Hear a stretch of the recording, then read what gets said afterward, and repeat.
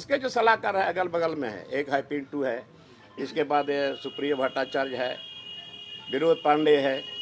मैं तो बराबर इस बात को बोलता हूँ, सच्चाई में क्या है, मैं बराबर इस बात को बोला है, लेकिन संज्ञान में नहीं लिए। आज अंदर तक उसको जेल जाना पड़ा। सुझाव दिए थे कभी कि ये सलाहकार अच्छा होगा? मतलब नहीं साला, हम क्या सुझाव, हम तो इतना बता देते कि आप बदनाम हो गए, बदनाम कर दिया आपको। अभी भी समय है, समय रहते आप कुछ करिए, लेकिन नहीं किया। आज जिसके चलते आज जेल जाना पड़ा। हमको तकलीफ है, लेकिन ये बढ़िया सलाहकार नहीं रखे, बढ़िया सलाहकार इनको मिला नहीं और खोजे भी नहीं, जिसके चलते आज ये सारा चीज। ये राज्य जो अलग हुआ यहाँ के मूलवासी, यहाँ के आदिवासियों के लिए, और अंग्रेजों के द्वारा हमारे लोग लड़ाई लड़े थे, बलिदानी लोगों ने दी थी, खून बहाया था, बहुत लोग फांसी के तख्ते पर लटके। तो संथाल परगना में एसपीटी एक्ट बना और छोटा नागपुर में सीएनटी एक्ट बना, और इस एक्ट के अधीन नियम के मुताबिक यहाँ का जमीन ट्रांसफरेबल नहीं है और न सेलेबल है। लेकिन यहाँ राज्य अलग होने के बाद इस बात को भी हमने सदन में रखा था।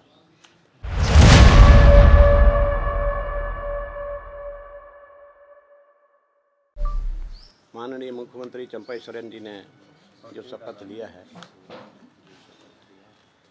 तो मैं खुश हूँ और मैं तहे दिल से इनको मैं समर्थन दे रहा हूँ, दूंगा कल। लेकिन इस नई सरकार में मेरा कुछ ऐसा मुद्दा है जो हम शुरू से यहाँ सदन के अंदर बोलते रहे। सबसे पहले तो ये झारखंड सरकार, पूर्व मुख्यमंत्री माननीय हेमंत सोरेन के द्वारा जो छत्तीसगढ़ का जो शराब मॉडल, शराब बेचने का काम इन्होंने शुरू किया, और उस दिन मैंने विधानसभा के अंदर में इसका विरोध किया था गुरुजी के सम्मान में, और सदन से बाहर भी हमने इस बात को रखा कि हमारे माननीय गुरुजी सारे मजहब के लोगों को हर जगह नसीहत देते रहे हैं कि शराब से थोड़ा दूर रहा करो, लेकिन ये सरकार ने नहीं माना। और आज मैं इस नई सरकार में, माननीय चंपई सोरेन जी की सरकार में, मैं इनसे भी आग्रह करता हूं, ये मेरा एक मुद्दा है कि आप जितना जल्द हो यहाँ शराब बिक्री नहीं हो, नशाबंदी इसको लागू करें। पहला ये है।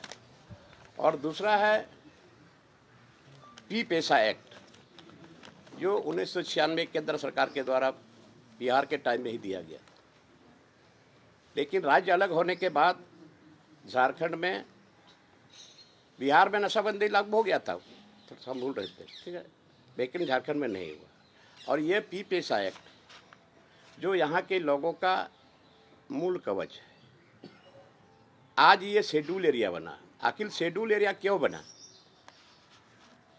ये शेड्यूल एरिया में खास करके आदिवासी और मूलवासियों का जमीन कैसे बचेगा, और वहाँ ग्राम प्रधान के द्वारा जो ग्राम संचालित होता है, पी पेशा एक्ट लागू होने के चलते, नहीं लागू होने के चलते वो कमज़ोर पड़ रहा है। ये पी पेशा एक्ट सरकार इसकी तत्काल घोषणा करे कि हम इसको लागू करेंगे।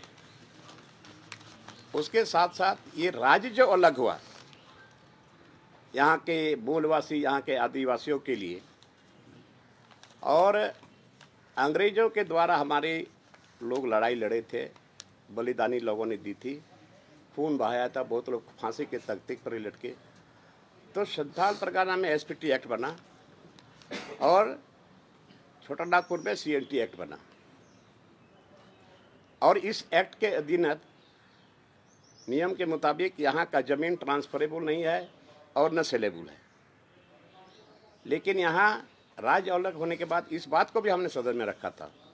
इसके जो सलाहकार है अगल बगल में है, एक है पिंटू है, इसके बाद सुप्रिय भट्टाचार्य है, विनोद पांडे है, मैं तो बराबर इस बात को बोलता हूँ, सच्चाई में क्या है, मैं बराबर इस बात को बोला है, लेकिन संज्ञान में नहीं लिए, आज अंदर तक उसको जेल जाना तो पड़ा। सुझाव दिए थे कभी कि ये सलाहकार अच्छा होगा, मतलब नहीं नहीं, साला हम क्या सुझाव, हम तो इतना बता देते कि आप बदनाम हो गए, बदनाम कर दिया आपको, अभी भी समय है, समय रहते आप कुछ करिए, लेकिन नहीं किया, आज जिसके चलते आज जेल जाना पड़ा। हमको तकलीफ है, लेकिन ये बढ़िया सलाहकार नहीं रखे, बढ़िया सलाहकार इनको मिला नहीं और खोजे भी नहीं, जिसके चलते आज ये सारा चीज। तो वो जब और इसके लिए हमारे माननीय पूर्व मुख्यमंत्री हेमंत सोरेन जी ने एक स्पेशल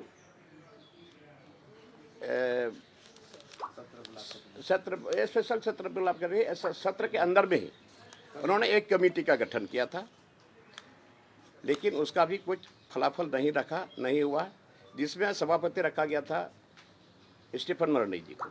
मात्र एक मीटिंग या 2 मीटिंग बुलाई थी, बाद में जिला से हम लोगों ने जो डीसी वगैरह को हम लोगों ने मांगा था रिपोर्ट कि आपके ज़िले में कितना कितना ज़मीन का ट्रांसफ़र इधर उधर हुआ है, उसका प्रतिवेदन देंगे, लेकिन वो भी नहीं मिला।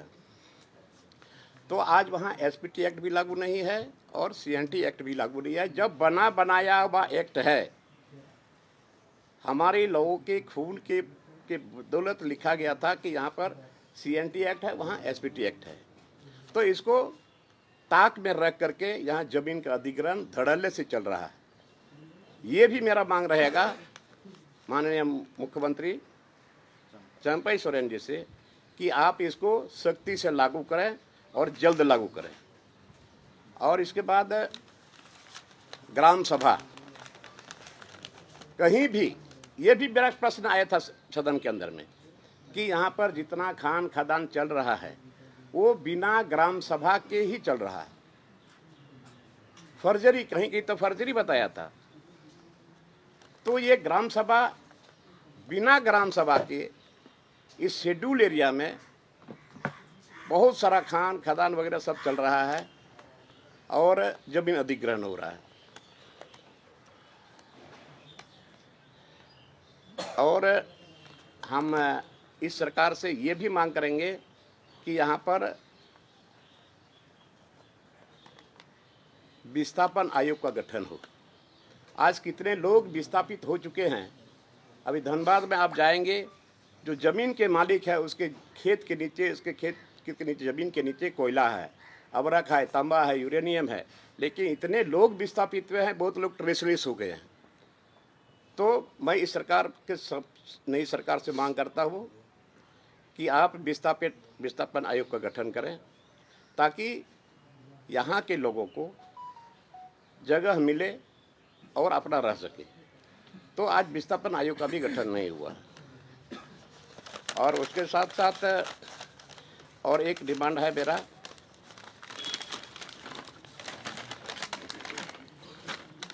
यहाँ के जो आदिवासी और मूलवासी का जो जमीन है लड़ रहे हैं न्यायालय में, तो वैसे वैसे लोगों को चिन्हित करे और इसका इस स्पेशल कोर्ट बनावे ताकि यहाँ के लोगों को राहत मिल सके।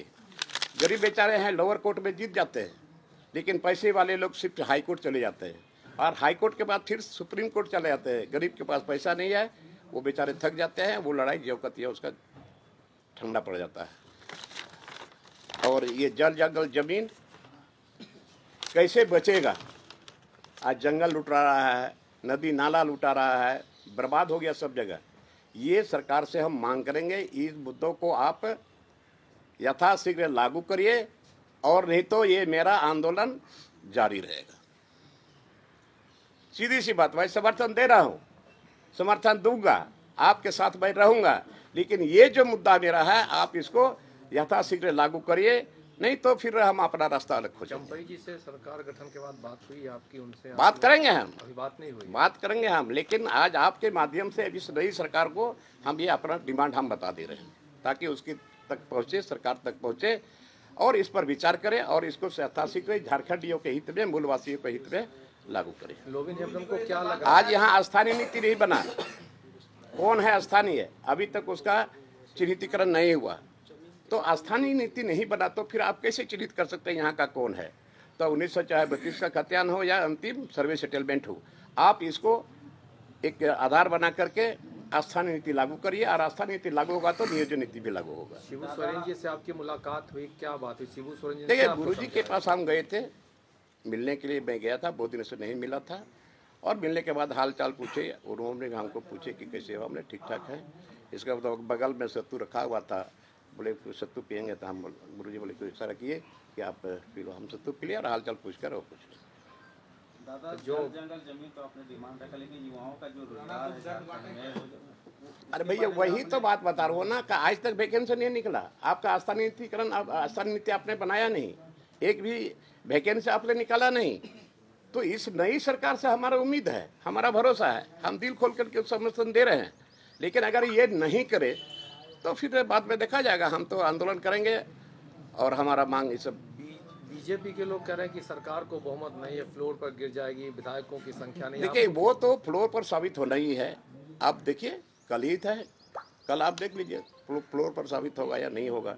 नहीं होगा तो फिर जो विकल्प होगा देखा जाएगा। हेमंत सोरेन की गिरफ्तारी को किस तरीके से देखते हैं? देखिए हेमंत सोरेन की गिरफ्तारी से हमको दर्द है, हमको दुख है।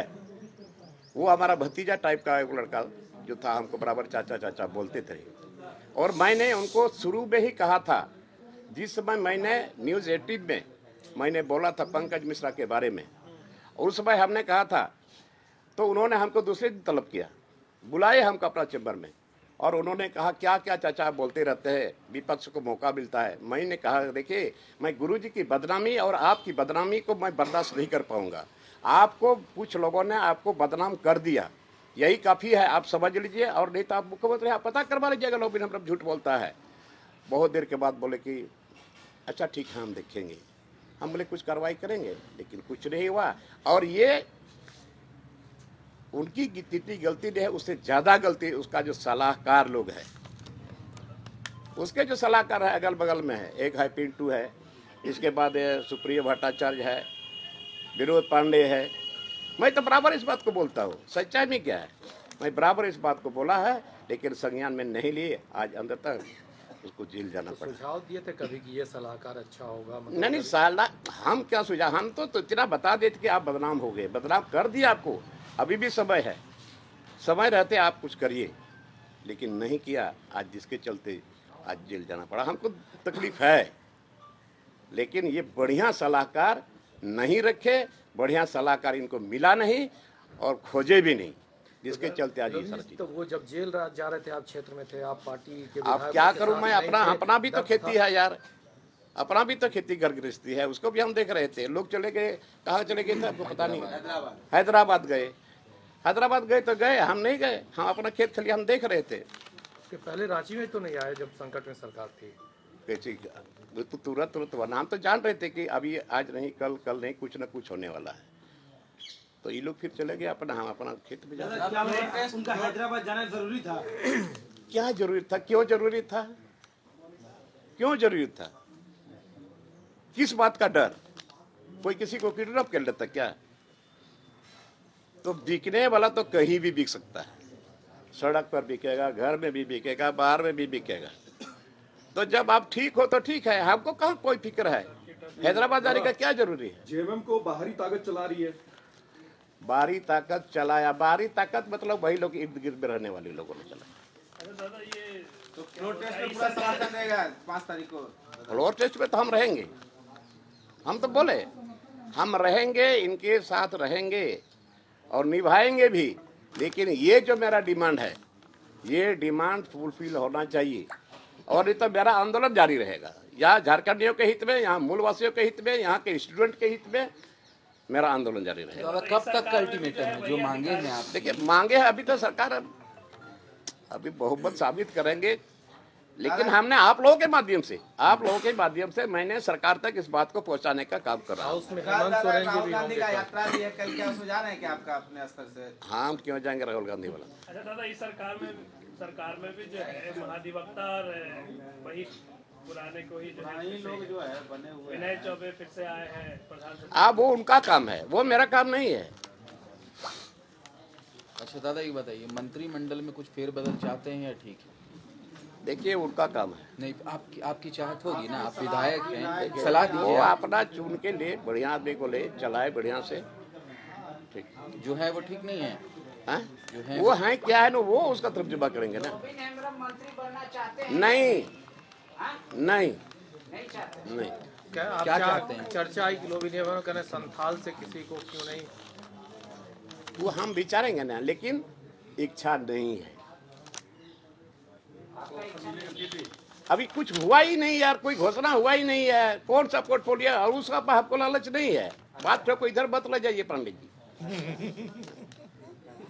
अच्छा, क्या लोभी नेमरम को इस बात का भी डर है कि बजट सत्र जी। जो संभवतः 23 तारीख से होने वाला है, बजट सत्र में भी हर दिन सरकार को बहुमत साबित करना होता है, मनी बिल गिर जाता है, बिल्कुल तो बिल्कुल सरकार गिर बिल्कुल जाती है। बिल्कुल। तो उस दौरान भी विधायकों को इसी तरीके से सर्किट हाउस में रखा जाए, या आपको लगता है कि अब कोई जरूरत सर्किट हाउस में कौन रखने वाला? हम तो जाएंगे रोज, हम तो डेली जाएंगे। हम क्यों सर्किट हाउस जाए? हम क्यों हैदराबाद जाए? मैं विधायक हूँ, मैं जनप्रतिनिधि हूँ। हाउस चलेगा मैं हाउस में रहूंगा, हाउस नहीं चलेगा फिर अपना काम धंधा में रहेंगे हम। गुरुजी से मिलकर क्या डिमांड किया? देखिए, गुरुजी से बहुत दिनों से हम नहीं मिले थे, इच्छा थी, बट ये हुआफू की स्थिति में तो ठीक भी नहीं लग रहा था। मैं शाम में आया और आज मैं गया गुरुजी से, बिना विराट बुलावे मैं गया, क्योंकि मैं गुरुजी का शिष्य हूँ, गुरुजी का चेला हूँ। मैं गुरुजी से मिला, बातचीत हुई, आप कैसे हैं, आप कैसे हैं, कैसे खाना वाना खा रहे हैं, खाली हाथ रो हिला दे, ठीक है।